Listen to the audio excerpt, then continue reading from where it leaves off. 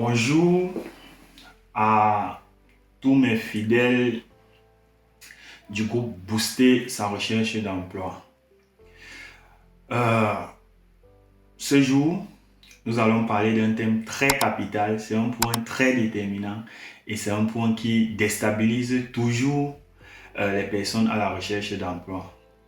C'est la question du salaire. Toutes les personnes avec lesquelles je travaille fléchissent toujours à ce point. Elles fléchissent toujours, tout simplement parce qu'elles ne savent pas. Toute la psychologie, toute la philosophie qui est derrière ce point. Donc c'est ce point que je vais partager avec vous aujourd'hui. Bon, d'emblée, depuis notre prime enfance, on nous a appris, on nous a toujours dit l'argent, on n'en parle pas. Non, l'argent, mettez de côté.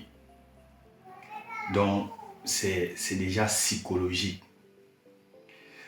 Je vais vous prendre peut-être un exemple. Vous verrez par exemple quelqu'un qui est dans le besoin, il finit de plaider sa cause, il exprime ses ressentiments, ses malheurs et autres. Et quand on lui pose la question, tu as besoin de combien? Vous remarquerez dans plus de 90% des cas, même sa voix ne sortira plus telle qu'il a parlé quelques minutes ou quelques secondes auparavant. C'est un mystère. Bon, aujourd'hui, je vais vous expliquer comment cela se passe. Dans un entretien d'embauche,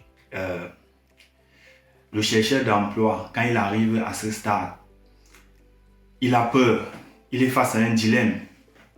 Le premier dilemme, c'est qu'il a peur de gâter tout ce qu'il a eu à faire. Donc, il sentait l'interview, c'était bien passé, peut-être c'est même la deuxième, voire la troisième phase. Et quand on lui demande le salaire, il a peur qu'il peut parler un truc et puis ça gâte ses chances d'obtenir le job. Le deuxième dilemme auquel il fait face, c'est que en même temps, il veut un bon salaire, un gros salaire, avec tous les avantages qui vont avec. Maintenant, comment résoudre ce dilemme? Pour résoudre ce dilemme, il faut se préparer, il faut simuler, il faut savoir comment ça se passe. Il faut avoir un mental d'acier, prêt pour négocier. Oui, c'est un échange. C'est un échange. Vous vendez des compétences, vous avez des compétences et l'employeur achète ces compétences pour résoudre les problèmes. Donc, ce n'est pas pour un quelconque montant que vous allez vous séparer si vous êtes le candidat idéal. Donc, la balle est dans votre camp parce que mieux vous saurez négocier, mieux vous aurez un bon salaire.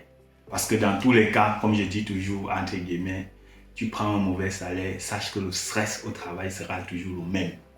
Donc, moi, je dis toujours, je reste du côté des personnes qui prennent le gros salaire. Je préfère prendre le gros, on me stresse, j'accepte, mais à la fin du mois, je souris. Donc, en fait, on est face à un dilemme. On veut un gros salaire, en même temps, on a peur de perdre.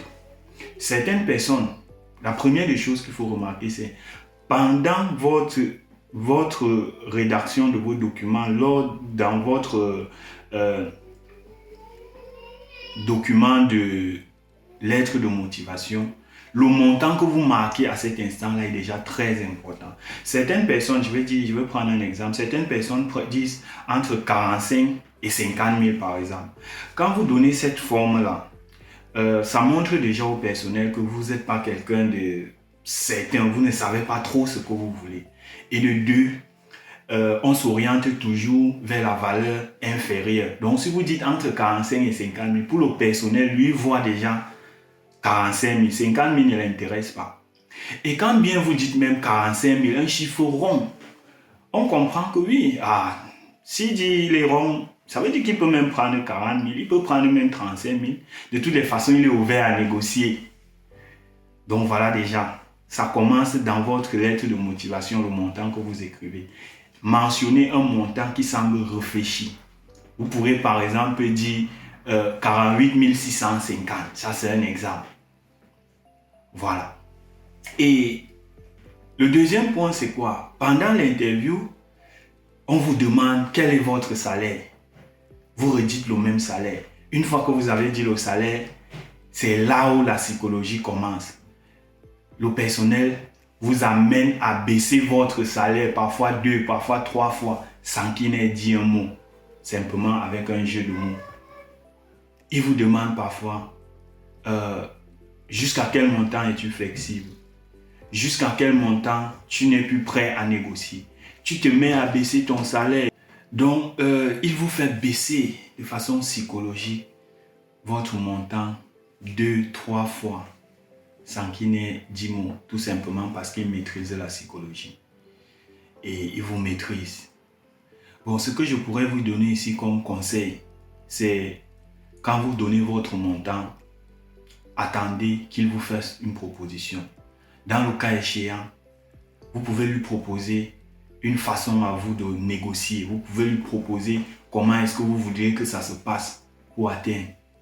Dans certains cas, vous pouvez lui demander, vous payez ce job à combien chez vous, pour une personne comme moi. Donc, je voulais dire, il y a toute une psychologie derrière. Et dans des simulations, nous passons en revue toutes ces étapes. Je vous apprends toutes les stratégies pour maintenir votre salaire, pour ressortir de cette interview gagnant, souriant surtout, parce que c'est le salaire qui motive. Rappelez-vous, vos compétences, votre valeur et votre salaire sont étroitement liés. Vous ne pouvez pas faire tant d'années d'études avec tant de compétences et vous vous contentez du strict minimum. La pire des erreurs, c'est de laisser passer cette étape de négociation, tout simplement parce qu'on a peur de perdre le job. C'est la pire des erreurs. Ne jamais laisser passer cette étape. Négocier. Si malgré tous ces petits conseils, vous ne vous sentez pas toujours apte, oui, avec booster sa recherche d'emploi, je t'apprendrai comment maintenir ce cap. Dans mon école où je me suis formé pour le coaching pour recherche d'emploi, c'était ma matière de base. Ah oui, même mon mentor, il n'a cessé de le dire. J'ai simulé cette partie avec plein d'autres collaborateurs dans ce groupe. Et aujourd'hui, j'en suis fier de faire partager cela et de faire mes compatriotes bénéficier du montant du salaire dont ils méritent ou bien dont ils ont souhaité. Donc sur ce, je vous souhaite bonne journée, beaucoup de courage. Si malgré ça, toujours pas certain, contacte-moi. Dans une séance, tu verras la magie qui se cache derrière le salaire. Allez, à plus!